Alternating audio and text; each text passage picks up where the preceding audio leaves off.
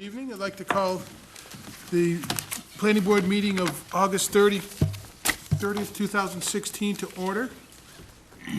The first thing on the agenda, the minutes from August 16th. Mr. Secretary. Mr. Chairman, I recommend approval of the minutes of August 16th. Second. All in favor? Aye. Aye. Aye. Unanimous. The next thing is a public hearing. Sheila, what? No, approval not required, sorry. Approval not required. We have an A&R plan here. Have you all had time to review the file? What was sent?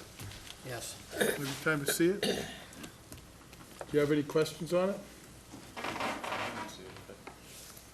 willing to listen to comment. Moving along, Today, right? I was just wondering if you had any questions.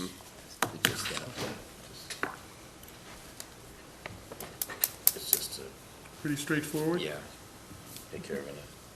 Think we need to hear anything? We all set to go? He's standing there, we might as well. Trying to move along, Doug. Okay, You don't have to hear him. I don't need to talk if you don't need to. all right. So I move that we endorse the A&R without regard to buildability, et cetera.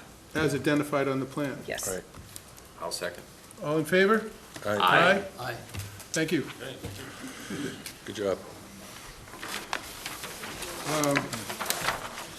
The next thing is a public hearing. No more A&Rs? Nope, there's only one, no?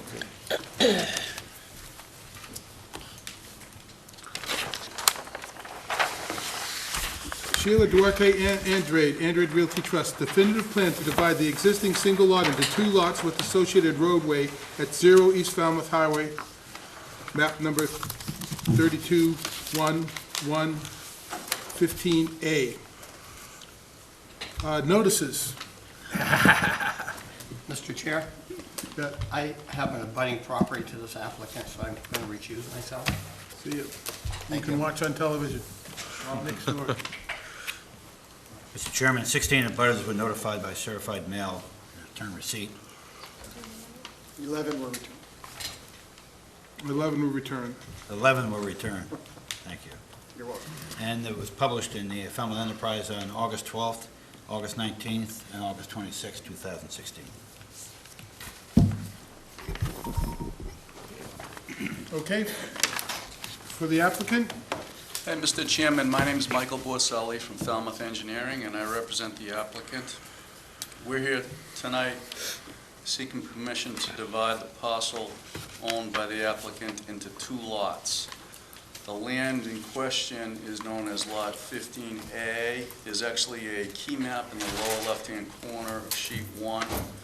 It shows the shape of the lot. It's, I guess, characterized as a pork chop lot because it has this narrow section here, which is about 146 feet in width, but then it widens out into a longer piece like this. The overall area of the lot is 15.5 acres. And this property is accessed over Timothy Bourne Cartway.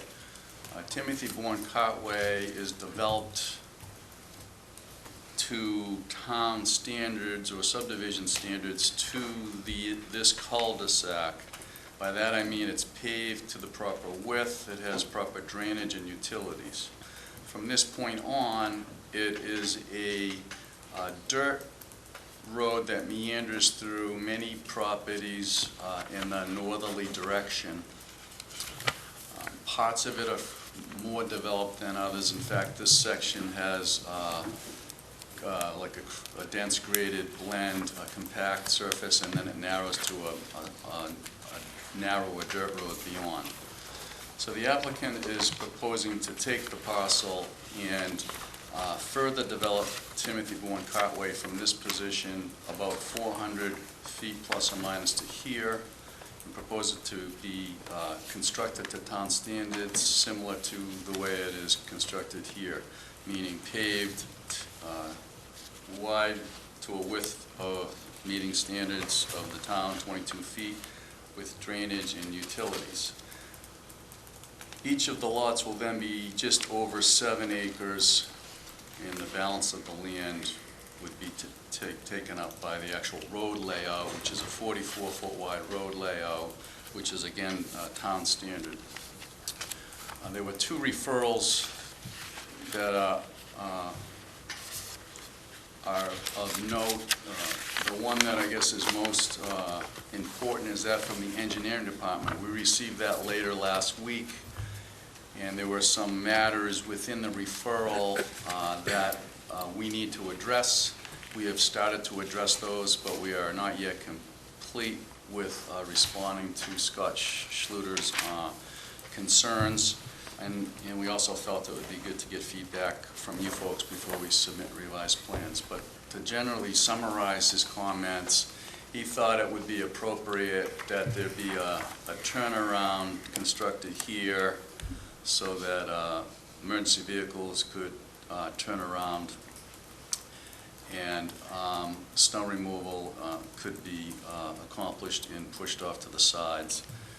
He also suggested that we make some drainage changes that are pretty technical in nature, and I don't know that you want me to go through those, but they're all matters that are easily addressable, and we're pretty much done. We met with Scott last Thursday at his office to go over them, and they're pretty straightforward, and we just haven't yet had time to fully complete the revision. So we intend to submit the revised plans to you and him for his review, I would expect by the end of this week. That pretty much sums up my presentation. I'm happy to answer any questions. Mark, you have any? I do. Reference that last issue with regard to the turnaround, the applicant is amenable to that? Yes. Okay. Paul? I don't have any comments at this time. Okay. I think the roadway improvement was the major stumbling block that I had last time. Right, now it's got drainage, it's got fire protection, it's got water, it's a whole different application. Could you summarize how many lots are in the development? Is it just the two that I see? It's just the two. This parcel prior to the subdivision is 15.5 acres. With this road constructed, it's going to be broken up into two lots, one over here, which is about 7.8 acres, and one over here that's 7.3 acres. That's Okay. this subdivision may lend itself to further development in the future. That is yet to be determined. I see. Okay. Anybody else? Anyone from the public wish to comment? You have to, if you do, you have to come up and identify yourself. You have to step up to the microphone, please. Identify yourself and then ask your questions to me. I wanted to know how the emergency vehicles will make the turn. I wanted to explain to us, because it's already very crowded. It's such a narrow road. We don't know yet. He's going to go back and change the plan. And I would like to know how many houses will be developed. We don't know that. I have, We won't know that either. That is not going to be part of this hearing. And who is she? We got to first, who is you? Identify yourself one is first. 6 Timothy Bourne Cartway. I Okay. noticed that. All right. What we're looking at is just this plan. Okay. So what could happen in the future will happen in the future. So you have no idea how the emergency vehicles will turn? Well, we do. Our engineer has, if you heard, has pointed out that he has to do that, and the engineer said he's going to go back, redesign it, and come back to us again and show us So how. there's no design at the moment? Yes, he's going to change it and bring it back to us, and probably in the next Because where hearing. he points out says it's impossible when it snows for the vehicles to turn around. The town engineer has pointed that out, and he's going to deal with it. One more question. Go ahead. There's no lights on the street. We would appreciate it if the town would put at least one light. I don't know. That's been a recommendation by the Yeah, town I'm just engineer as well. recommending. Thank you so much.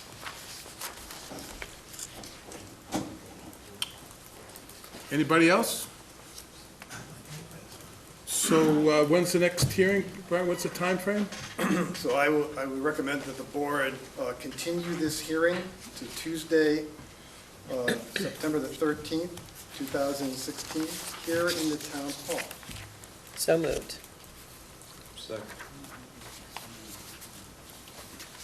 Moved and seconded, all in favor? Aye. Aye. Opposed? See you in a couple of weeks.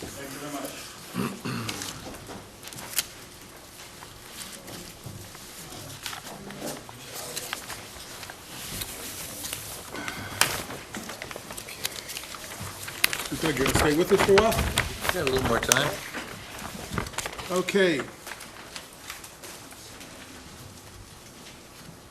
Planning Board discussion and decision for JJEC Development LLC site plan review to convert current bank building with drive-through to fast food restaurant with drive-through located at 4 Sandwich Road, BSS Design.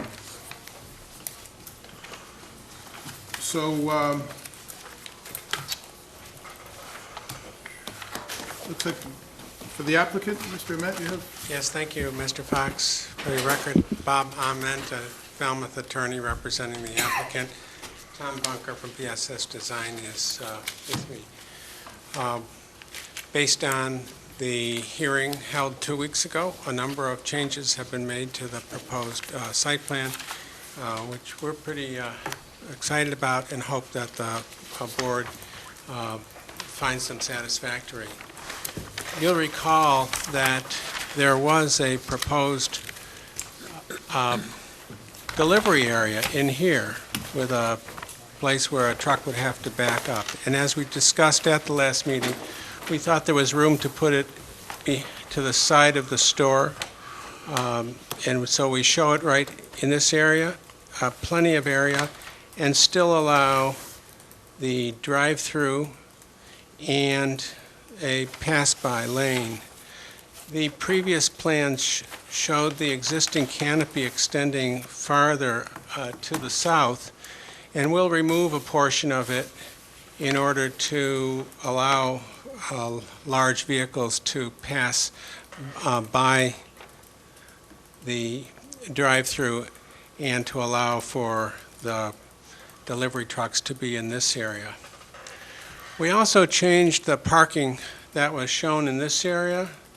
There were 7 parking spaces which were perpendicular to the driveway, and we've changed that so that there are now 4 shown here, which are 23 feet long. They could accommodate some of the larger vehicles that might want to use the facility. We also showed a 30th space over here. We showed that 30th space in order to show compliance with the parking requirements of 10 spaces per station, which is what it says for fast food restaurants in the zoning bylaw. We understand that to mean pay stations. One would be the drive-through window, and that would be the possibility of 2 cash registers inside. So if there were 3, and there might not be, we'd have the 30 and we wouldn't need a parking reduction.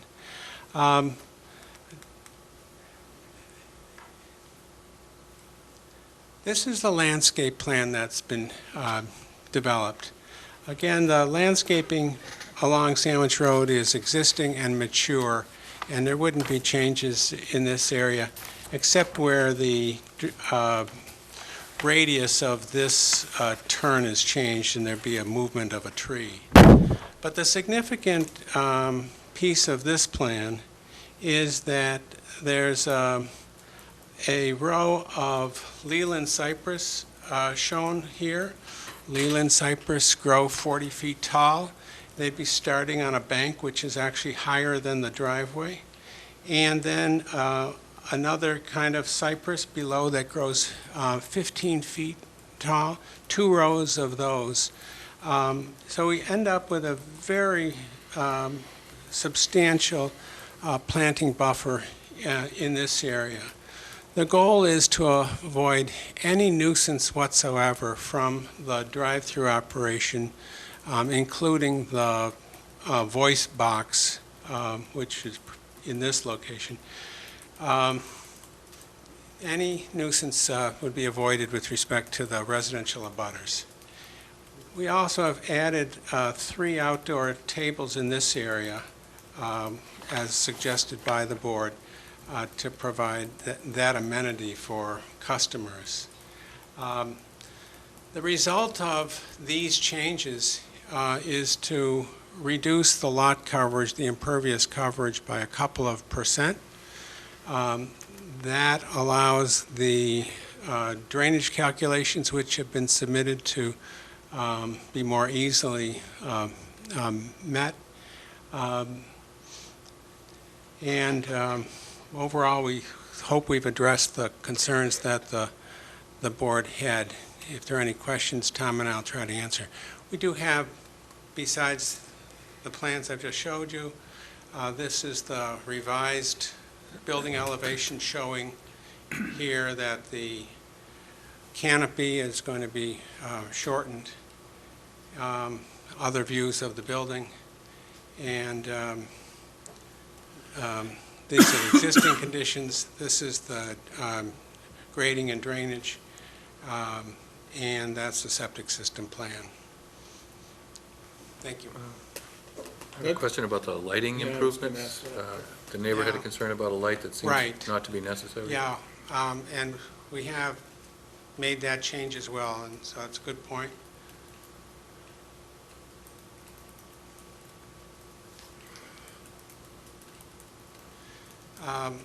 The light in question is over here. The purpose of it is to light this walkway, and that's going to be changed from a pole light to a lower bollard in order to avoid what apparently is an existing problem suffered by the abutter to the north with the existing light. So we'll change that. And another concern was the speaker box. There was some new technology that was available. Is that? Yeah, the substantial vegetated buffer should help, but the new technology should be used. The sound simply shouldn't be a nuisance, and I think a condition that there be no nuisance is consistent with the bylaw and what we should provide for. I don't know if no nuisance means no noise whatsoever, ever heard off of the property, but I think the goal is to have no adverse impact at all on abutters, and the extent of the landscaping buffer that's shown is indicative of that. But Mr. Iskander from Dunkin' Donuts was here at the last meeting and said that they can moderate the sound from those boxes, so we would do that as necessary to avoid a nuisance. So there'll be a volume control for early morning hours when background noise is low? Well, it seems to me that regardless of the time of day, with this buffer and with control of that voice, it should never be loud enough to be a nuisance. Okay. I don't want to hog all the questions, but I got one more. Go ahead. So, about the traffic study, is there any newer information, more than what we discussed last time? No, we thought that I that don't was... want to use the word skeptical, but I was concerned about the increase in wait time at only 1.6 seconds in the morning rush. It seemed optimistic to me. My feeling about the report that we submitted, and generally about all traffic reports, is that they are extremely conservative. For instance, in this case, a 50% bypass trip rate was used, suggesting that 50% of the vehicles using the Dunkin' or going to Dunkin' Donuts are new vehicles on the street. That's simply not correct. If this was just a drive-through, even the ITE provides that the rate should be over 80%. We really think that the traffic is considerably less, and that's particularly true because, one, there's an existing Dunkin' Donuts that's going to be eliminated at the Driftwood Plaza. There's Dunkin' Donuts to the west in Falmouth, to the east in East Falmouth, and one that will be constructed, as you know, at the other end of Sandwich Road. There is simply not going to be a lot of new traffic on the street generated by this facility, in our opinion. So we think that that a 50% bypass rate is extremely conservative.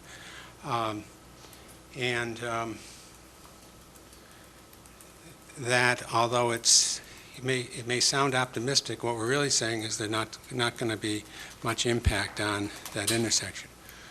The driveway itself will operate at, I don't have it right in front of me, but it's either at different times, A and B level of service. And that 1.6 second increase you're talking about is, if I recall correctly, going from a level of service B to C. We're not in a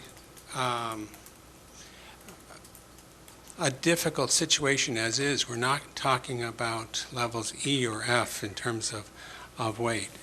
I also think, if I recall correctly, that 1.6 had to do with the right turn here. And when you think it's a right turn there, I don't think you should be surprised that it's not that much of an additional weight on average. The somewhat longer potential weight is the left turn at that intersection. All we can do, I think, is rely on what the experts say in these reports, and I don't think that it's not optimistic. I think it's very conservative. Okay. Mark, you had? Yeah, the hours of operation again, Bob, were, Well, the applicant said 5 to 11. I think in a business district like this on 28, it shouldn't be necessary to limit the hours. I don't recall whether the Cumberland Farms, for instance, is restricted. It might be, but I don't recall it. And I think that if business warranted having a place where somebody can stop for coffee or something, I wish there weren't the restriction at all. But 5 to 11 is what they said. If that's the restriction, they can live with that, obviously. the second question. Yes. Was there any consideration given just making, like, from the out, let me ask you this. Between the hours of, say, 5 and 6, is it Dunkin' Donuts' idea through past practice that most, if not all, of that traffic is drive-through traffic? It'd be inappropriate for me to make a guess as to the right answer to that. That's probably the case. I would assume so. It may be that only the drive-through is open. I don't know. The reason I ask is sometimes you see various drive-throughs like this restrict or eliminate the sit-down aspect until a certain hour, knowing that 80% or 90% of the commerce is drive-through that early in the morning. I think we should recognize that this particular site should work extremely well. The topography of it is such that you've got, a topographic buffer between the drive-through area and the abutting neighbors. We're really, if you look at the landscaping plan closely, we're pretty impressed with the number of layers of substantial trees that are proposed. I think that the standard should be no nuisance, and that Dunkin' Donuts can be held. It's a situation where they don't anticipate problems with cause to neighbors, and there shouldn't be. Jim, Yes. just a quick comment. I see you've added a dumpster area. It's not shown before. Yes. Where was it previously? It was previously at the corner of the building, right there. So we previously, we may not have available to show you the previous plan, but there was a 45-foot long delivery truck area in this area, and at the end of it was the proposed dumpster. So I'm going to put it over here. It's not shown on the plan, but there's actually an existing fence on the abutter's property in that area, and of course, that's a commercial property. Thank you. Anybody else? Can I just make one comment, Sure. please? I think the plan is really a good improvement over what was brought here originally. Just wanted to ask, you have one neighbor to the north there. Would it be possible to agree to maintain the fence that's there, or a fence separating the two properties, and maybe do a little bit of natural screening for that person? Where the U-shaped driveway is? Yeah, at the I'm top? not familiar with whether the fence is on the presently bank property that's going to be acquired by the applicant, and I don't know whose fence that is. It may be that the abutter, who I think is here, would know that. And you're suggesting also a buffer of trees in this area, perhaps? Yeah, not the whole property line, but some screening, just in case. You've done an awful lot to help the other neighbors. We are. Well, keep in mind that there is this row of significant, I mean, those trees provide a significant buffer, I think. So I don't know. I know that, obviously, that the light was a problem because it was brought up. We Sure. addressed that. And if there's other problems along this line, we can address that as well. Thank you. I have one more. Concerning that same area where the parking, the high part of the parking area, could you tell me, is there any kind of screening at the edge of that parking area to prevent the lighting from shining into that northern parcel? I'm not sure what I'm seeing there. That's what John was just asking. Well, Like, you're that's- asking whether there's any screening for this light? Just for the parking area. Like, for instance, at the CVS, they offered to use some low shrubs at the edge of the parking area, so the Well, lights this wouldn't- area, I believe, is treed in this area. Oh, is it fully grown in? And there is a bit of a grade increase here, so I don't know whether these parking spaces, all of which are existing, but of course the bank is not open at night. Right. I don't know if that is a problem. If it were a problem and some additional screening right along those bases would make a difference, Right. that'd be easy to agree to. Okay. I don't know if it's necessary. Okay. You're concerned about headlights at night? Headlights, cars parking or the early same- early morning. Early morning, right. Yeah, and keep in mind that there's no parking being proposed over here, and like I said, I think this is already screened. Okay. And that dimension is pretty far away. We said it was like 90 feet, right? Oh, from his boundary, yeah. I'm not insisting, just saying. No, I'm just Please trying to take it into understand. consideration. Well, we're trying to get a decision here, so we can condition it. Okay. Anybody else? Yeah, just a couple comments. I always tend to look at a project like this and look at the zoning and look at what could also go there.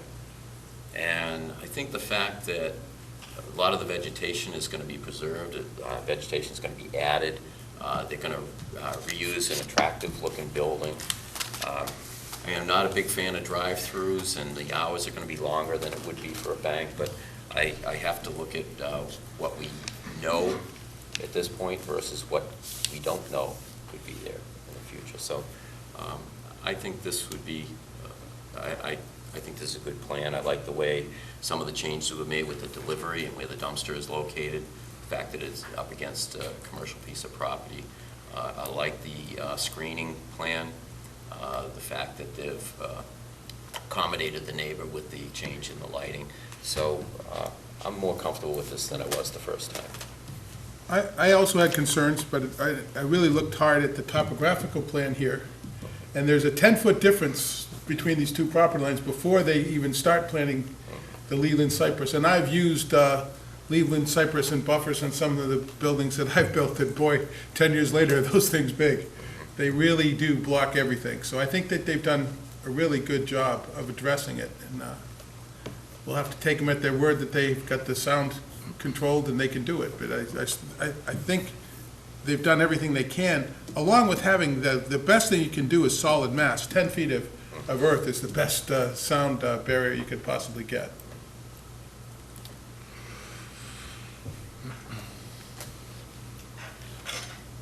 Okay, Are we, is this discussion or just comments or questions? well, it's discussion and then a decision. I'm sorry, the decision can come on the 13th. Okay, so we don't have to, okay, Can I make comments? yeah. I like all the additions. The Leland cypress, they get to about 20, 25 feet tall. I think it satisfies the neighbor. I think it's important to address what Doug brought up with regard to the light screening on parking spots 1 through 7, if we might condition that. My angst over, just like last time, is the disparity between the master plan versus the report given by the same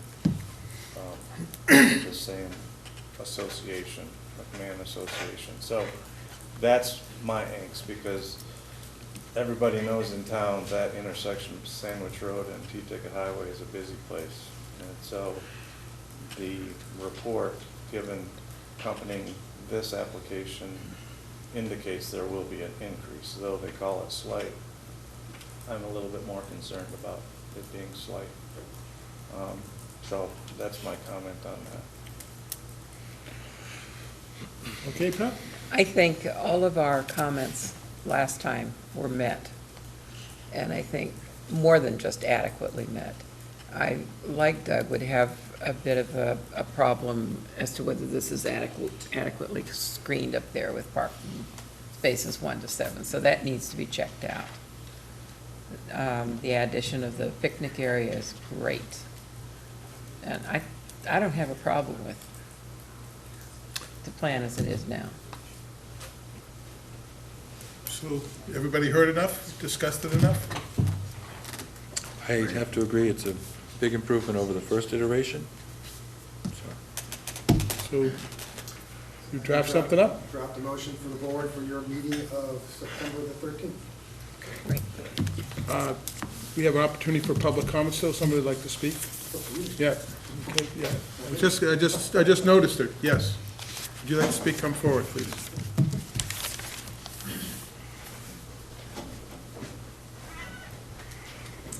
Good evening, Virginia Ravisa, Sandwich Road.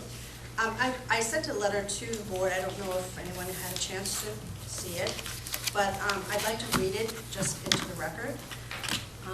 Dear Mr. Fox and members of the planning board, it has been many years since I have sat in your position as a member of the board. I do not envy the job you do, the issues that come before you. Since my departure, I have tried very, very hard to keep away from any of the zoning building issues that have come up, because I've learned anything while being on the board, it is that there is little that concerned citizens can do to stop a project unless you have financial means to hire experienced lawyers, consultants, etc. By right is by right, and all the board can do is try to ensure it is the best plan possible. Having said that, as a resident of Sandwich Road and having had the experience of traveling that road for 24 years to go to work at the school administration building, and also being a former customer, and I say former because I just closed my account, of Eastern Bank, I felt the need to point out a few things. It is very clear that the intersection of Sandwich Road and T-Ticket Highway is, in the words of Trump, a disaster. And it doesn't take an expensive study to know that Dunkin' Donuts will generate more traffic to that intersection. The report by McMahon Associates states, quote, not all, parentheses, driveway trips to the proposed Dunkin' Donuts will be, in parentheses, new trips, end quote, meaning they will already be travelers on Sandwich Road. This may be true, however, there is no way to measure those who are Dunkin' fans that may currently travel to other Dunkin' locations in town and may now find it more convenient to stop at T-Ticket, hence adding more vehicles than only those who are patrons of the current site. There also does not appear to be a calculation for the additional traffic that will result due to the difference in operational hours. From what I recall, Dunkin' Donuts is proposing to be open from 5 or 6, which we heard tonight, 5 a.m. to 11 p.m. 7 days a week. By simply looking on the bank's website and confirming it with the bank, I've listed the current hours of Eastern Bank. I won't go through that. Based on this information, Dunkin' Donuts will operate an additional 63 to 68 hours each week, and that additional impact on traffic, particularly on the weekends, has not been calculated. I mean, Eastern closes at noon on Saturday and is closed on Sunday. I often wondered while on the board why 3-year-old crash data was sufficient when you can go to the Falmouth Police Department, request up-to-date accident information from their records. If anecdotal data for traffic can be used in counting cars, why can't it be used from our own police records? And I say anecdotal because the McMahon sent staff there to count cars. It wasn't like strips apparently put out on the road to actually count. I also find it interesting that based on the McMahon Associates report, again, quote, the intersection of T-Ticket Highway, in parentheses Route 28, and Sandwich Road had a total of 32 crashes reported over the 3-year period 2011 to 2013, resulting in a crash rate of 1.6 crashes per million entering vehicles, which is more than the District 5 and statewide averages of 0.58 crashes per million entering vehicles for an unsignalized intersection, end quote. This intersection already has more than double the number of accidents than the state average, and it is interesting that the rear-end collisions are the most frequent. Common sense would indicate that this figure will continue to climb with the new use. In the McMahon Associates report, they suggested the following trip reduction measures. Again, from the report, provide posted information such as transit schedules and ride-sharing information in one central location, provide bicycle racks on site, direct deposit offered to employees. I find this laughable. The data from their report shows that how few bicyclists travel Sandwich Road. Isn't the whole purpose of this site to provide drive-through access?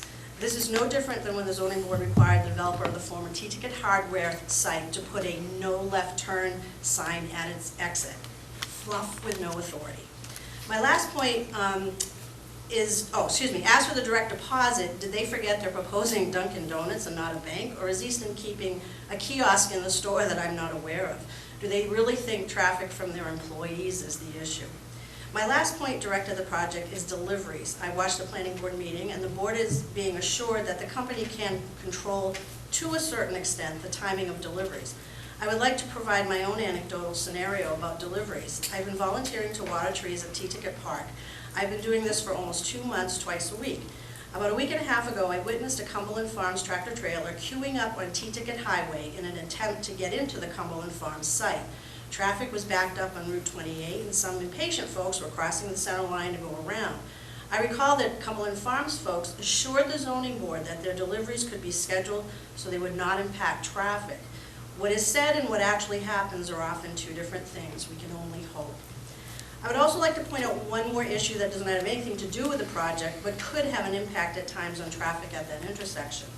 The report indicates there is no future plan for work at this intersection. However, there is a severe drainage problem right across from this location when there is heavy rain. We wouldn't have seen it this summer, but that corner of Sandwich Road becomes a pond, so much so that DPW has come down and put cones and barriers at times. Attempts have been made to correct it, but while working in the front office of the administration building, I've witnessed dozens of cars with water up to their doors, and some even getting stalled out in the middle of a giant puddle. I appreciate your giving me the opportunity to express my concerns and wish you wisdom as you approve this project. Thank you. Thank you. Anybody else? My name is Daniel Figueredo, and I live at the abutter to 20 Sandwich Road, right directly north of the project. As to those 3 trees right there, they really don't provide any screening. They're already 40 feet in the air. You can see right through. You can still hear the trucks coming, especially early in the morning. That's what it's going to be. It's going to be tractor trailers. It's going to be loud. I'd still like to have some kind of natural fence along the current fence. Leave the current fence and put a natural fence as a buffer there. I see they did plenty of work over here. I think they could accommodate and put something there at least. And as towards that wooded area now, in the winter, you can pretty much see directly into the bank's front window. So those parked cars there will be an issue, especially early in the mornings and late at nights, going right into my yard. Thank you.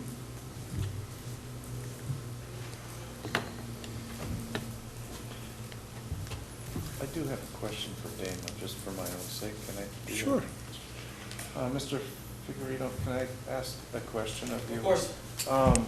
The 3 trees that you pointed out, they're up high, so there's nothing low preventing any light shedding? No, So, 'cause- so a possible mitigation would be to put some low-growth shrubs? Right. Or I a would prefer fence? something along the fence there, the Okay. current fence there now, because as tractor trailers, cars be leaving the drive-through, they'll be going right into my yard. Okay, thank you. So, Okay, I gotta roll. Okay, so Brian, when's the next time we'll see this? We will see you again on Tuesday, the 13th, here at Town Hall, and we'll have a draft decision for you. Okay, thank you. What's the next thing at the agenda?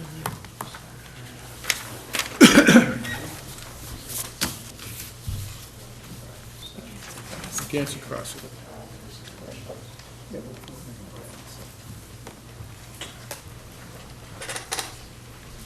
Next is a local initiative recommendation, Megantic Crossing as a housing partnership. At this point, I'm going to recuse myself and let you sit in. I have business relationships with the applicant that have developed, and I Okay, think I should step out. okay. For the LIP program, please. Mike?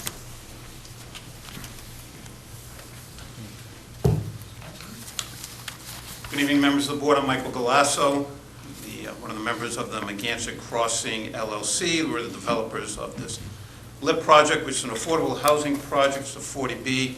And your hearing this evening has the Falmouth Housing Partnership Committee. Okay. So on the December 9th, the Partnership Committee approved the revisions to 2009 site plan. If you recall, there was a prior site plan developed. This is a 40B project. It was quite old, out of date. It had a number of buildings that were all triplex buildings, 3 units with all the bedrooms upstairs. We redesigned the project. We brought that before you, and that was approved by you on meeting on December 9th. It then went forward to the selectmen, who approved the revisions to the site plan at that time. There were 6 buildings, and the redesign had 6 2-bedrooms and 6 3-bedroom units. They were, as I mentioned, they were in 6 different buildings, and this was a for-sale condominium project with 3 of the units affordable to folks who make 80% of median income, and the other units were market rate units. And so after your approval, we moved forward to the selectmen. They approved the revision of the site plans and the building plans. We redesigned the buildings, if you recall. They look very similar to the one up on the screen right now. And they asked us to look at adding 1 additional unit at 110% of median income, so we would have 3 at 80 and 1 at 110. We then moved forward to the ZBA. They approved the revisions of the site plan, except they only approved it for 10 units.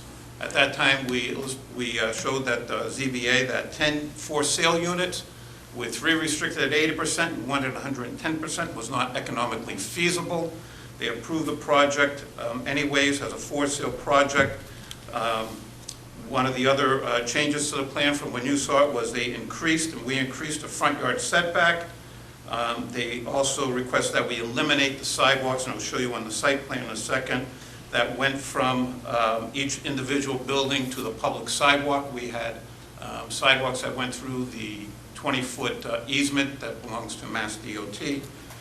So even though we showed that the economics didn't work as a 10-unit project, and the basic economics of 40B projects are the market rate units help subsidize the affordable units, and when you took away 2 market rate units, there just weren't enough funds to subsidize the affordable units. So we're here tonight requesting your approval to proceed as a for-rent development of 10 units, 5 3-bedroom units, 5 2-bedroom units. What makes the rental, first of all, the benefits of this becoming a rental project is that not just 3 units would be listed on the town's affordable housing list, but now as a rental project, all 10 units would be listed on the state's affordable housing list, which helps us get close to meeting that 10% requirement, whereas a for-sale project, only 3 of the units would. There are some funding sources available to us now, has a for-rent project. For-sale projects, there was only really one source of subsidy available to make that project feasible, and that would have been the Falmouth Housing Fund. And we would have requested an amount that I felt was higher than a project should receive. And also, my feeling is that that fund should be used in conjunction with other funding sources and not just to itself to leverage that fund. So we started looking at what other sources were available and looked at redesigning the project a little bit. And Mass Housing has a program that they just came out with, that this could be one of the first projects, called Workforce Housing Program by Mass Housing.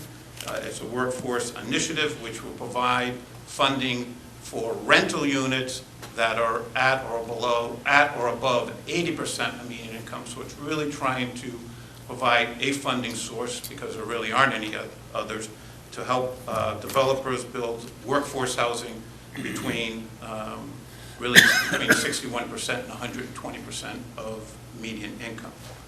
So let me just go on. Why don't we talk about what changes have been made to the elevations and the floor plans of the building. The floor plans are basically the same, except that there's a little less square footage in each one of the units. We still have a one-car garage, a deck out the back, a porch on the front, and these are townhouse units, so then you go upstairs to the second floor.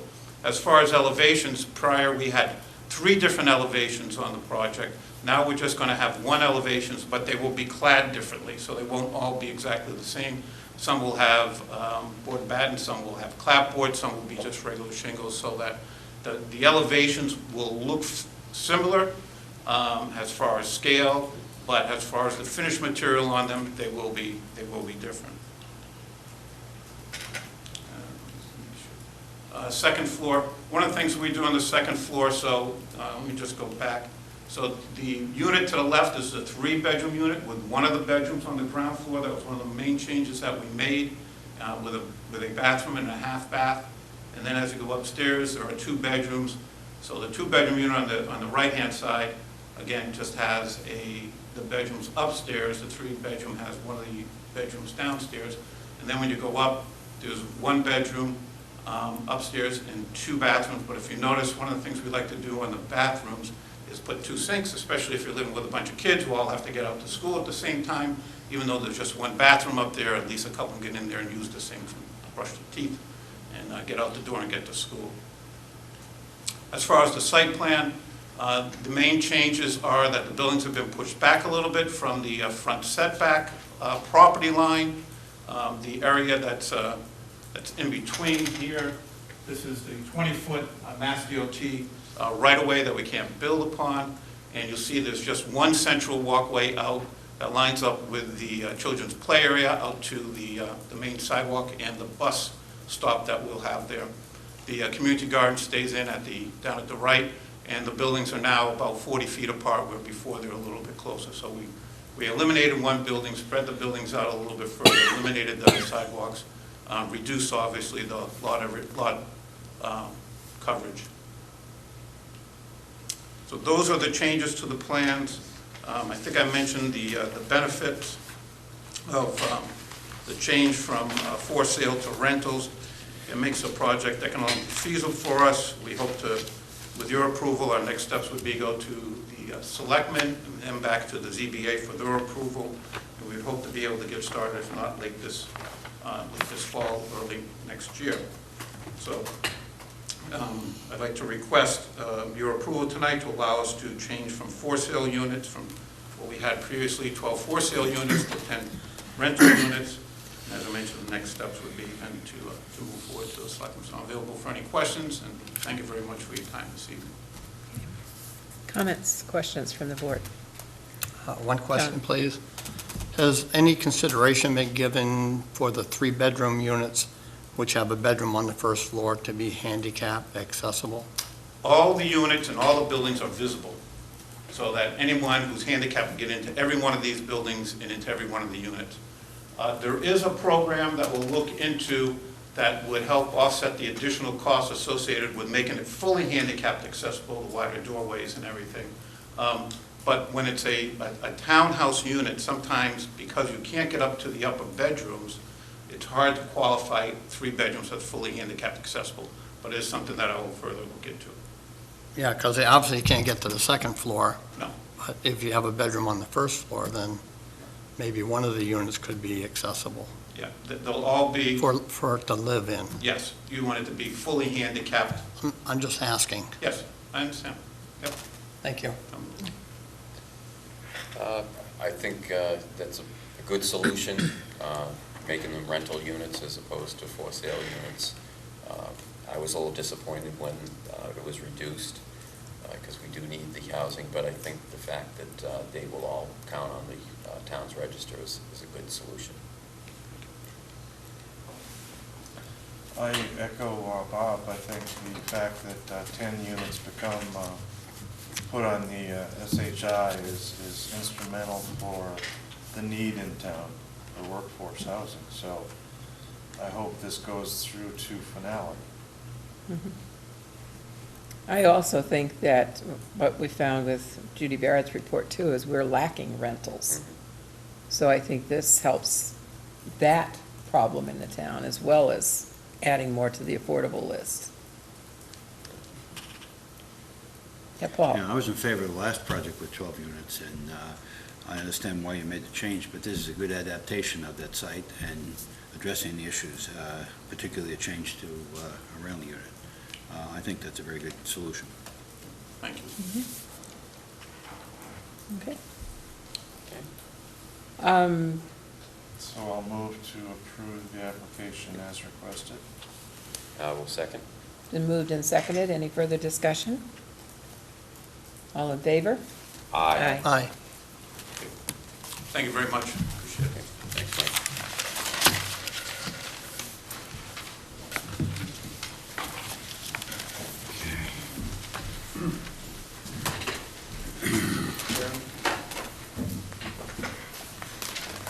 The letter in your general correspondence.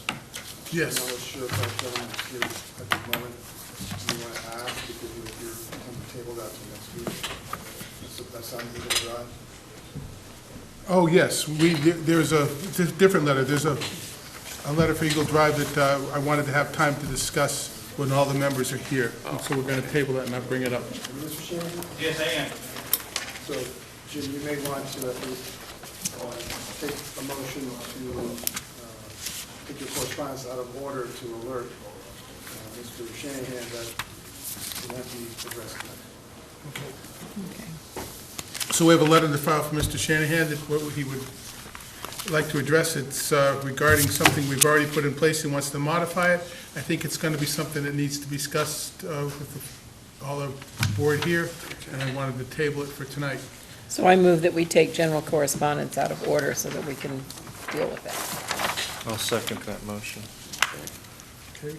Now I'm looking for a motion to table this. Well, we got to vote on that. We got to Vote vote. on that, sure. So all in favor? All in favor? Aye. Aye. Aye. Aye. Opposed? None.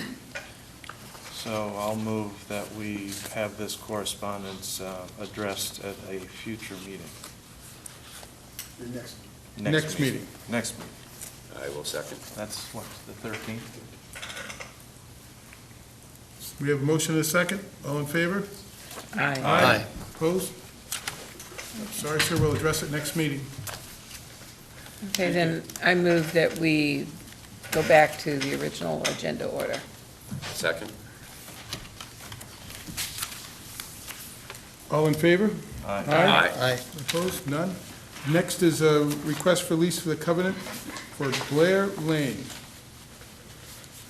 Is that, do we have anything in writing on that? It's You just, should have something in your package regarding that. Blair Lane is now a town-accepted road. I'm told it's the last page in your packet.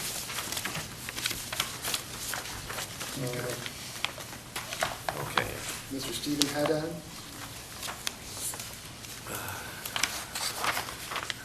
It's a letter dated August 8th. Do you have it, Mark?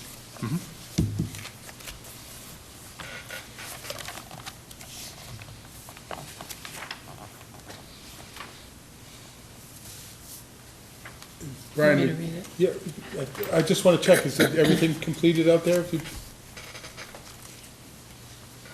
In 1996, the town accepted Blair Lane as a town-accepted way. Okay, So your covenant at that time goes, goes away, we don't even need it. and the Department of Public Works now has jurisdiction over it. So it's an encumbrance on his title that needs to be released. So we don't, okay, Right, because now it goes from being a private subdivision road where you have jurisdiction over it to a town-accepted road where the Board of Selectmen, Department of Public Works has jurisdiction. so we're looking for a motion to release this. So I move that we release the covenant for Blair Lane that was dated December 9th, 1994, and recorded at the Barnstable County Registry of Deeds in Book 09541, page 0164 for, do I read the lot numbers? You want me to read those? No, just Okay. release it, yeah. For those 3 lots that are cited above. I'll second. Motion and second, and all in favor? Aye. Opposed, none? So moved, we're all set there. Next item on the agenda, vote motion of site plan review and special permit regulations fee changes. So you may recall from a week or so ago, I introduced it to the board, and it looks something like this, with the little marginal notes. Yep. So now you have a motion that was dated, no date, but it's a motion in your package that starts with the plan will vote to amend its special permit site plan review regulations. And that was in effect all the changes you discussed last week about fees and portable document files, and now it would be a requirement such as we see tonight. Right. So it's no longer a suggestion, it's a requirement. Correct. So you would need a motion. Should we make a motion? How long is it? Yeah. Motion that the planning board vote to amend its special permit and site plan review regulations in the manner. Number 1, delete from section 300-2B3 the word 5 and insert in its place the word 3, and to add the following at the end of the sentence, together with an electronic copy in portable document file, PDF format, so as to read. 3 copies of a site plan as specified in Article 3 of these regulations, together with an electronic copy in portable document file, PDF format. 2, delete from section 300-5, second sentence, the word 2, and insert in its place the word 3, so as to read. Notice, if the time and place of the public hearing and of the subject matter sufficient for identification shall be published in a newspaper of general circulation in the town once in each of 3 successive weeks. 3, delete from section 300-10A2 the word 5 and insert in its place the word 3, and to add the following at the end of the sentence, together with an electronic copy in portable document file, PDF format, so as to read. A site plan with 3 contact prints as specified in Article 3 of these regulations, together with an electronic copy in portable document file, PDF format. 4, delete from section 300-11B the last sentence. Notice to abutters is not required, and insert in its place the following. Notice to abutters within 100 feet of any part of land of the applicant by regular mail at least 1 week prior to the date of the board's meeting. I'll second that, but there are a couple of typos that need to be corrected. Right at the very top, to amend instead of amend. Put those in there to make sure you read them. I know. And under 2, notice of instead of notice if. The time and place of the public hearing. Okay. So we have a motion? And a second? Do we have a Did we have a second? Yes, I Okay, seconded so- it with those. That was the motion, you typo seconded, changes. right, the changes. All in favor? Aye. Opposed? Unanimous. Thank you. Next is changes to the accessory apartment bylaw changes. And have you all had time to review this? You want, I can go through them for you, Mr. Chairman. Why don't you just highlight the changes for us? Sure, in your copy, it's dated August 17th as the draft, 2016. If you look at the purpose section, we added some language, not only with particular attention to young adult citizens and to allow for aging in place of our senior citizens. And then under requirements, paragraph 4, the consensus of the board was to reduce that to 40% instead of the 50%, so it's truly accessory, not equal. Under those circumstances where you might have a 1,600 square foot house and 2 800 square foot accessory apartments. We then changed the special permit granting authority to the Board of Appeals under procedure.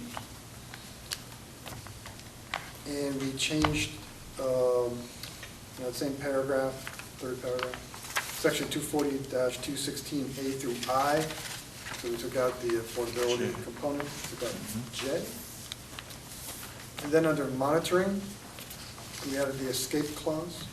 The building commissioner may allow a property owner to be absent, sort of during that 7-month period for cause such as military assignment, academic sabbatical, or similar circumstance. So we give the building commissioner that discretion.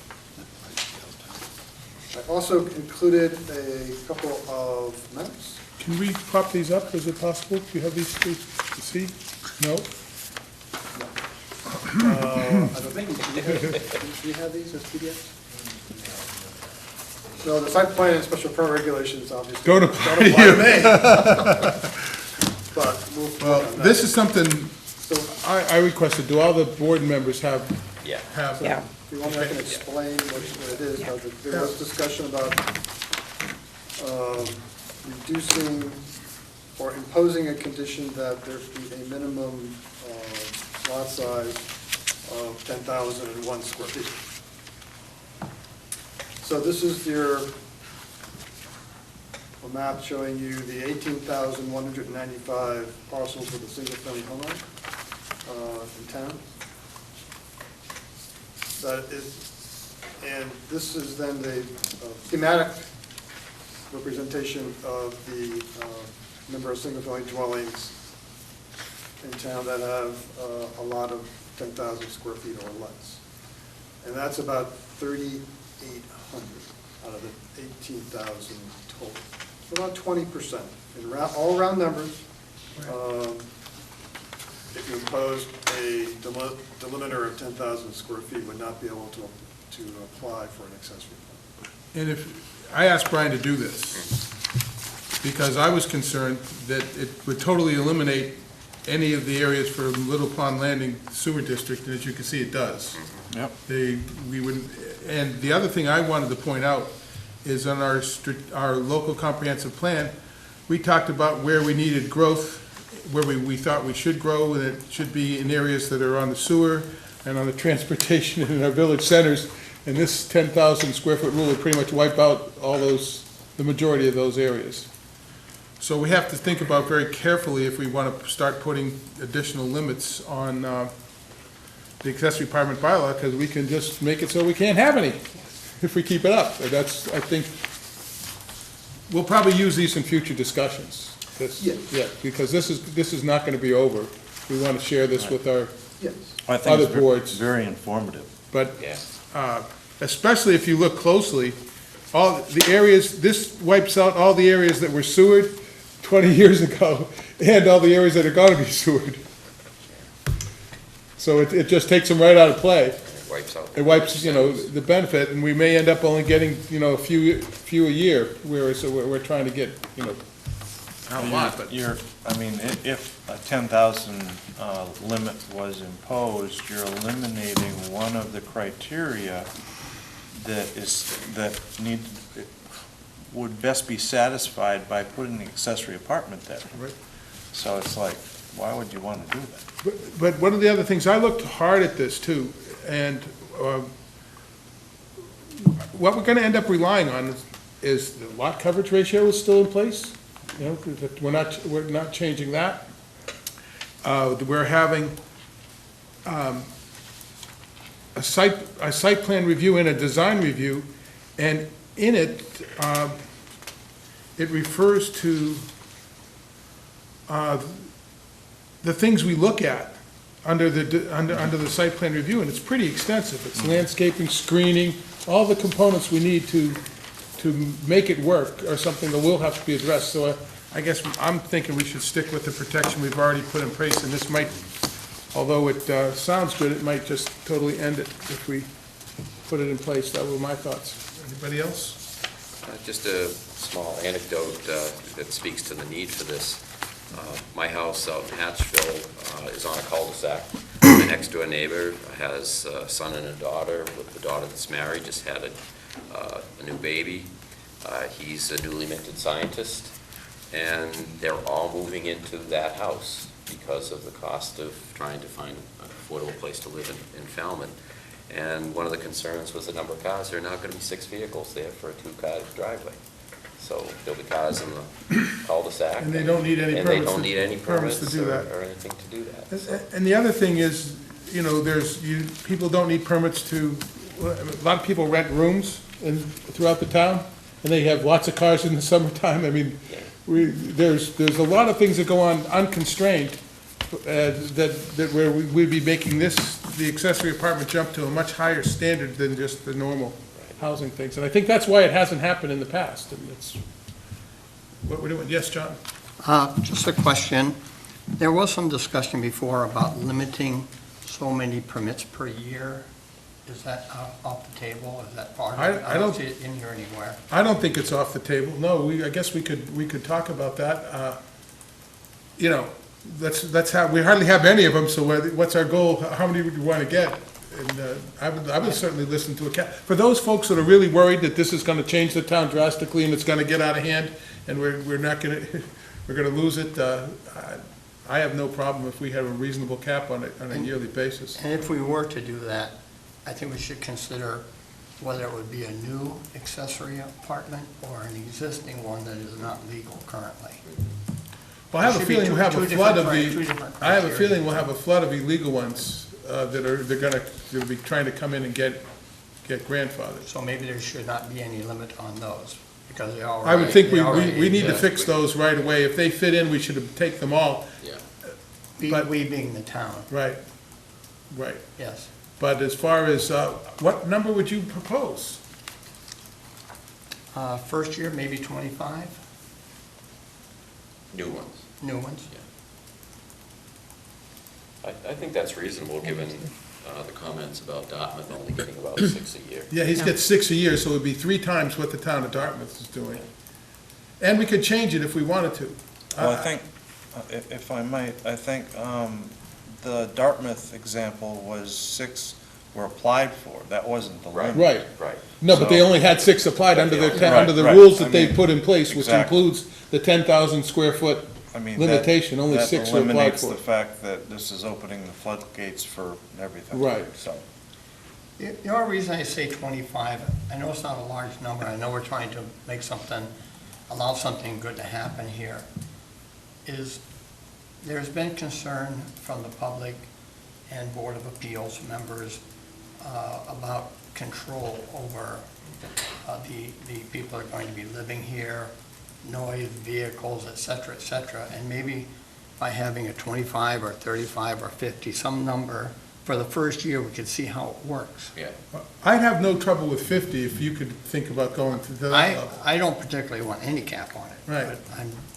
But I know it's been discussed in the past, that's why I'm bringing it up, because I don't see it written Well, here. if a cap gets us to consensus, great, but I think I'd like to see more than 25 get built in the first year. I'm hoping we're I gonna do think better than we that. should have something just to I try agree to with see you. if, Anybody else on a number?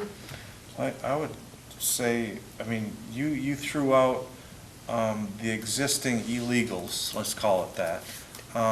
There's not gonna be a cap on it. No, right. Okay. It's all new. New ones. Accessory, yeah. So any problems that are in neighborhoods from overcrowding and unpermitted things, they're already there. We'll deal with those. We'll correct those.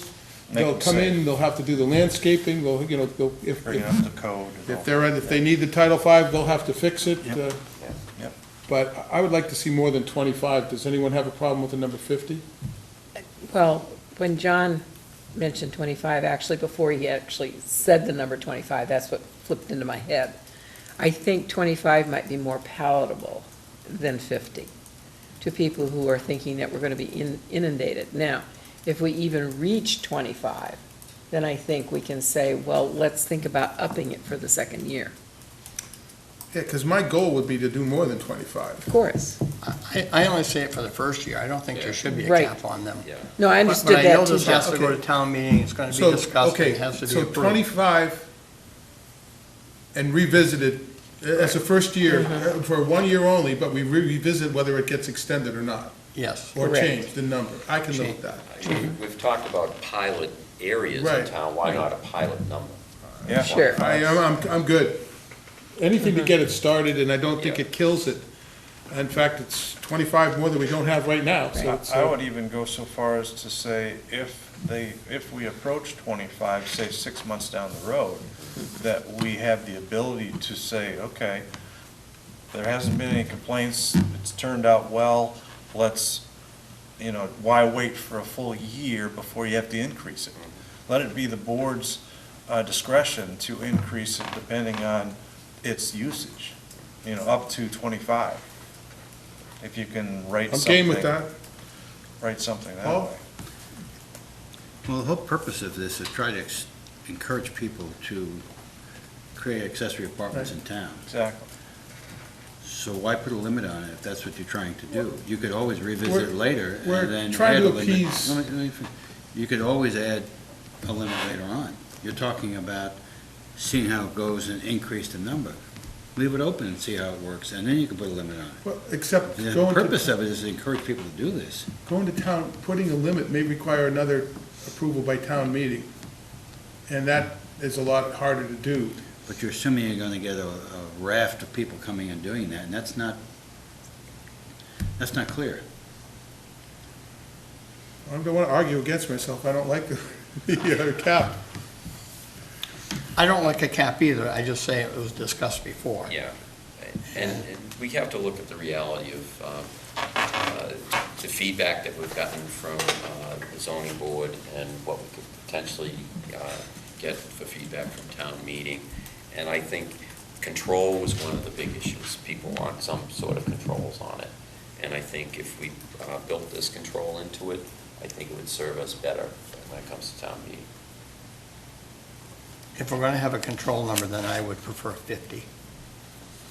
That's almost one a week, and I don't think we're ever gonna see that. I don't so- think we'll even get Yeah. there. No, I don't think so either, but I'm pretty sure when it gets to town meeting floor, this is gonna, if it's not in here somewhere, it's gonna be, I don't wanna see this get tossed out because Right. there isn't a number in there. Yeah, I agree with you. That's really my concern, but I also, we discussed it before, I didn't see it in writing, so I wanted to at least address it. Brian, can you come up with something in the future draft? Yep, you want a pilot number of approximately 25 to 50, and you want to limit that to new construction, and you want to leave the amnesty in place for existing units. Absolutely, yep. So we'll get that going for you, and we'll see you on the 13th of September. The warrant closes Friday, so we'll see you at the April 10th. So, Okay. excuse me, what number did we finalize? I heard somewhere between 25 and 50, subject to further debate on Okay. this, or discussion. So I'll just put a number in there. One a Okay. week is, like John's suggestion, would be, That's a lot. That would be a lot. That'd be, my sense is that's. that'd be great. It'd be And great. and that might be something that someone in town meeting would say, well, that's one a week, Yeah. maybe that's Yeah. too much. As Well, being, as but they being a should read the negative. applications of what they have to do. I mean, I think when we do go through this, what's I read the bylaw talks about the actual process and the 240, 192 and the stuff they have to bring, the plans, the details, there's the landscaping, there's an awful lot of work that has to be done for the applicant. You may want to have an Article 1 presentation for town meeting, just to let them know where you are and what you're thinking about in November. And then see you in April. I think that's Get a, feedback. That'd be great. Yeah. that's a really good idea. Yep. That's a really good idea, so we can get the discussion, just, not a discussion there, but they'll just know where we're coming from, so there won't be any surprises. And Plant say- the seed for We'll say, further here's what we heard dialogue. from, here's here's the outreach we've done, here's the people we've talked to, here's their comments, here's the changes we've made, we're still working on it, we're gonna see you in the spring. Yeah. I like that, Pay attention to our hearing, it will be in February. right. Sounds good. I'm good with that. Good job on the map, by the way. Well, you know, the town of Falmouth was the third town in New England to have a GIS system back in the early 90s. They've been refining it every year ever And since. they've been doing a very good job ever since. Yep. Okay. The next item is local comprehend elements to the warrant, transportation and historic elements. Patricia? Well, first of all, you all have to remember that the only thing that goes to town meeting is the goal and the policies. But you've got the full blast here of everything. Right, so the goals and the policies are, okay, So all we're looking at is the goal and the policies as to whether we're going to vote those to be put on the warrant tonight. So are there any comments on the transportation? The goal being Falmouth will increase transportation choices and opportunities. Policy 1, Falmouth will increase the local and regional transportation system's efficiency, flexibility, and resilience. Policy 2, Falmouth will budget life cycle maintenance for transportation infrastructure. Policy 3, Falmouth will encourage alternate and environmentally sensitive modes of travel and promising emerging technologies. and that's as far as it goes. Do we have to, We have to vote make a it. motion? We have to vote. Yeah. So I'll make a motion to adopt the goal and policies for the transportation element of the LCP as read, Recommended to the warrant. as recommended to the warrant. I will second. All in favor? Aye. Any opposed? Okay. Next is the historic element. Okay, and again, you can see on transportation how the narrative was rather short and sweet. On historic, it gets a little bit more Muddy. verbiage to it. The goal is Falmouth will respect its rich historic culture while building its future. Policy 1, Falmouth shall strive to preserve its historic structures. Policy 2, Falmouth shall build support of historic preservation planning through community outreach and encourage public and private initiatives to maintain its cultural heritage. Policy 3, Falmouth shall use a heritage landscape approach to redevelopment and historic preservation. Policy 4, Falmouth shall recognize heritage tourism as an economic driver. Any comments on that? I think it's well done. Well, you would. So I guess I'll recommend the historic character element for the LCP for the town warrant as As it's printed here. As printed. I'll second. You can't second, I'll second. Okay, you can second. All in favor? Aye. Opposed? None? Okay, thank you. And by the way, folks, you know, when you look at this, anything that you want changed in the action item or the introductory narrative, we can do that at any time. At any time. Actually, as it exists, it's pretty well done. Thank you. Okay, attendance at the All Island Planning Board, Martha's Vineyard Committee meeting, is that what the MVC is? Yeah. Okay, we did sort of discussed this at last time, and I know Paul indicated an interest in it, and I think this might be interesting to try to bring the island closer to the mainland and vice versa in our concerns. And after our meeting at the library, a number of us went out with the two Martha's Vineyard representatives who came, and they indicated an interest in doing this kind of thing. Not always, but, and offered us then this opportunity. There are 6 towns on the vineyard, and they meet, I think it may be once every 2 months. This meeting is, I believe, towards the end of September. And I have a very short, sweet agenda, but Yule Hopkins indicated that if any of us wanted to go over there and attend it, that they would change the agenda to accommodate our attending it. Now, I don't know what that means either, but right now it's, do we have interest, and are there specific people who are interested in doing it? What night of the week is it? You know what, I said I was gonna look it up and I didn't. So I have to apologize. I can send that invitation to everybody and see, Yeah. you know, or send it to Brian and he Would can it be an forward it. ongoing, like, the three members of the board, they'd be like liaisons to the Vineyard Commission and the collective planning boards to always attend or attend when I think it'd be more necessary? sporadic than Okay. that. That's my Luckily, feeling on once, it. maybe once a year, or Yeah. every 2 years. Potentially so, or twice a year perhaps.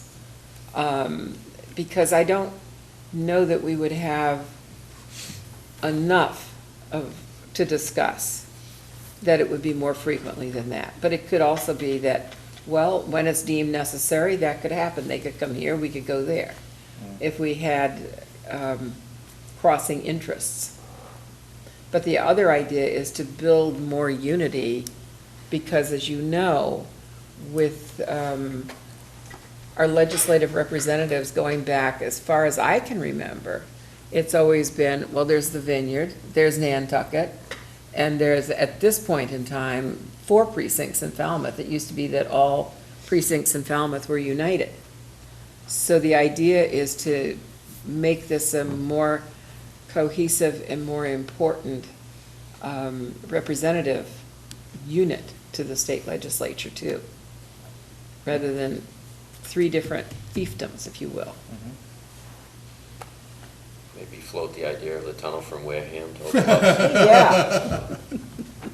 Hey, Paul, yes. I'm looking at my notes of the planning board meeting, the joint meeting of August 2nd, and I have the All Island Planning Board meeting on Monday, September 26th at 5:30 at the West Tisbury Library Conference Room. You're good, Paul, that's what it is, It's a yes. Monday, is from my notes, if that's the same going. It is the same thing. And I'd like to see What how time many is it? people are interested or able to attend that, because if we have 1 or 2, it's one thing. Right. If we all want to go, it's a different issue. Can't. Well, you have, We can't, we can just We'd have to post post you it. it can as have a a public meeting. hearing, but how many people are even interested? I'd like to go. I would in the future, but not this time around. You want to go, Paul? I'd like to Otherwise- Okay. The 2 of you, Well, You Pat wanna go? wants to That go. sounds Paul. reasonable, the 2 of you, I think. or the 3 of you? I think And I'd 3 have to, can- Are we I'd have limited to how think many? about that. You can't have more than 3, right? We can have 3. Yeah. You can always go as private individuals. Yeah. Once you vote to send, essentially a subcommittee, Right. you have to post it. That's where you are, and if you deliberate, you should take some notes, who was there, and all that jazz. So it would be better, Brian, from what you're saying, is if we do this informally, that there is an interest of the board members to do that. And then if we wanted to say something, we would have to say that's just our own opinion, it's not the planning board that's saying it. Then we'd have to come back to this board and see if they wanted to make it official what we said, and then we could write them a letter or something There like you that. go. That's a safe way to do it, because I have something I want to say to them, I'm not sure the board's going to agree with me, so. Right, and if it's a chance encounter, you know, but if there's 4 of you there, then don't deliberate. Yeah. If 1 or 2 you want to go and listen, talk to your fellow board members on the island, there's never too much harm in that. Okay. Once you vote to send a representative, it's a subcommittee. And that's why, well, okay, you 2 this time. And maybe sometime we will in the future. We'll scout it out. I don't think we have to decide tonight who's going. I think we just have to indicate we're interested in having representation there. And we can make adjustments, because people's timeframes may. Yeah, it could change. I can email Yule back, answer that Yeah. invitation and say, yes, there are members of our board We would like who to are attend. interested in attending. So, okay? Okay. Attending as, Not as an official representative of the Falmouth Planning Board, yes. as president, Because then we would have to do all that. do all kinds of stuff. You have to. I don't make the rules. Is it their intention that we participate in the program, or just be observers as they were here? I have no idea what their intention Because is, that- Paul. I think think there's a distinction. If they want us to make some kind of comment presentation. Why don't you contact him, we'll we'd be come better back. I will off. do that. Yeah, let's not make a decision, we're gonna find out It what would he, be better off making it official, is Yeah. what you're saying then. That's what I'm trying to say. Yep. I can ask the and question. then, If they just want someone. we have to- time, what's the date of that? I have, 26th. So the 13th. Monday, 13th, September we can- 26th We at can deal with this 5:30. on the 13th. Yeah. Got it. Put this on the 13th agenda, and you'll get to hear it. I Good. will. Okay, Correspondence? moving right along, general correspondence. Bob, you have something that, yes, could you read that for me, please? Okay, August 29, 2016, Town of Falmouth Affordable Housing Committee to Town of Falmouth Planning Board. Attention, James Fox, Chairman.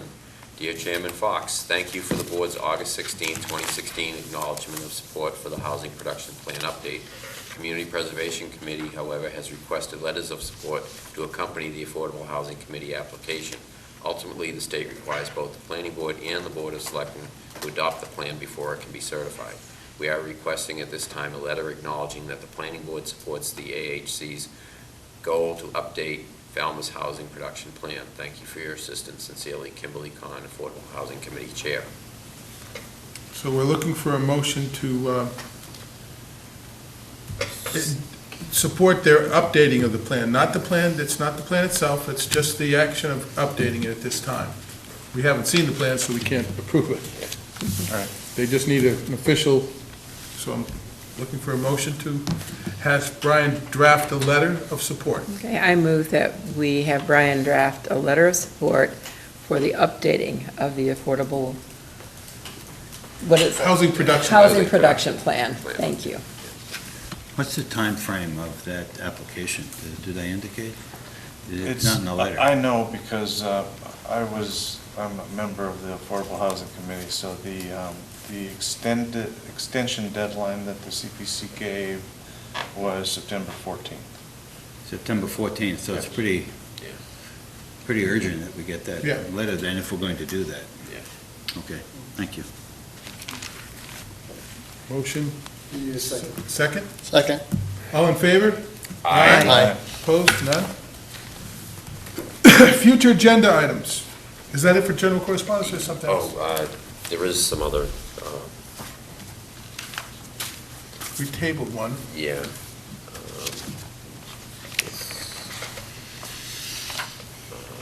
The little subdivision. This is from Michael, to Michael Palmer.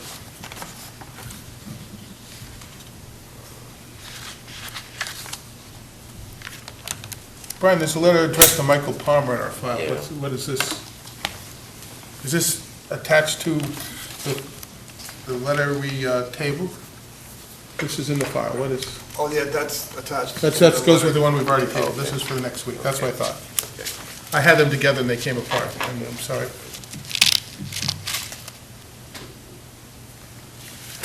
Okay, this goes with that. So this is, Okay. that's what we It's all tabled. tabled. Okay. So we covered General general correspondence. correspondence and then future agenda items. Okay, I got one. Okay? Okay, we all received that copy from the Woods Hole Group, that study, the preliminary report on that. I would like to invite Bob Hamilton from the Woods Hole Group to go over that report on Little Pond. I thought that was very interesting, and I would like to see him back here in the future. We've got a pretty big schedule for a while, but you should be able to fit it on a couple within the next few months, Brian? Unless you want to make it a present topic between the joint committee with the Concom. Let's do that. Yeah, That's a let's good do idea. that. We need to meet with them more anyway, so that's a good subject. Yeah. That's a great idea. Okay. I didn't hear what he said. Yeah, you could, hey, two tonight, Brian, you're really, Oh, with Concom. So Yeah. Bob Hamilton, Woods Hole Group with Are we gonna do that? joint Concom Planning Board. Okay. it's harder to schedule a joint meeting, but we'll get it done. We're not hard pressed for time. I think it might be a good place to vet it out and then go back to your boards and. When's that scheduled, tentatively? He hasn't done it yet, he's gonna figure it I out. will- We're talking I do October? that. I will do Something that tomorrow, or this week. I'll talk to, Pam Truesdale. He's gotta talk to. Jennifer. Jennifer came back from vacation, so we're going to get things up to speed. So it's not in the near future, it's going to be maybe October? Yeah. Thank you. At the latest. So, Excuse me, I'd like to give him a heads up if we're going to do it, make sure it fits in with his schedule, because he's got a pretty heavy travel schedule. Yeah. So whenever we kind of get that, let me know, and I'll be happy Even to. better, why don't you have him shoot us some dates he's available? Okay, yeah. It's three. Three what? Have him shoot us some dates that he's available, and we'll get the committee, we'll corral the committee.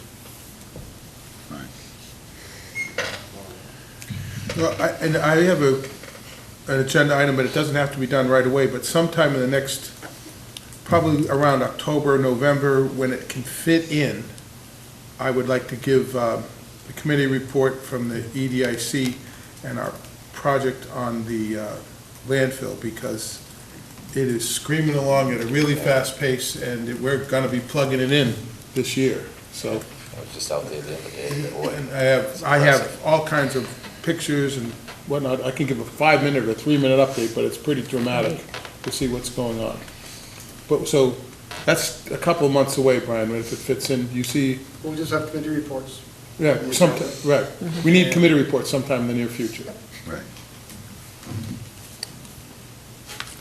That's you. Oh, yeah, you'll have to come back and tell us what CPC. friends are doing down at the CPC. A lot. I gave him some homework. Okay, next meeting, September 13th. We've got a busy agenda. As you can tell, we've got a few things out to do, and it's a deadline, right? Because this is the last one before town meeting? The warrant closes Friday this week. This week, so it's already closed. Well, we'll get the local comprehensive plan elements in. That will be what you'll have for a town meeting and maybe a report. Mr. Chairman, unfortunately, I'm scheduled to be out of town that week, so I will not be able to attend on the 13th. Okay. Be out from Tuesday to Friday. Bob, you'll have to read the notices. Oh, yeah. So We'll may I meet and I'll move go over. adjournment? You may. I'll I second. move adjournment. All in favor? Aye. Thank you very much.